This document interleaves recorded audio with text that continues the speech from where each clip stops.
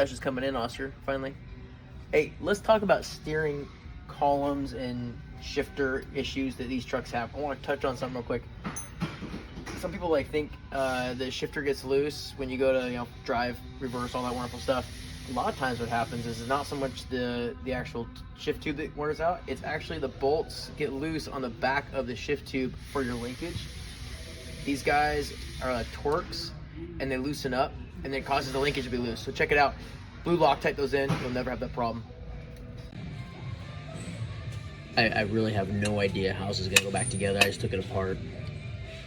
Hey everyone, let's talk about our steering columns. I kind of gave you a tidbit yesterday on the shift tube. We are pulling this column apart and going through it. We're replacing it with as much as we can with OE parts. One thing we always look for is the bearing on the upper tilt assembly. We look for the bearings on the top and the bottom. A lot of times they get worn out because people use the steering wheels to get up in the truck, and that will cause those bearings to fail. We also will look at the bottom bearing. This guy. That can cause a problem as well. Check it out. We also will go through, clean this column up, sandblast everything after we pull it apart, of course, and then go back together with, like I said, if we can find OG parts, we try to find original stuff. So there you go. That's all I got.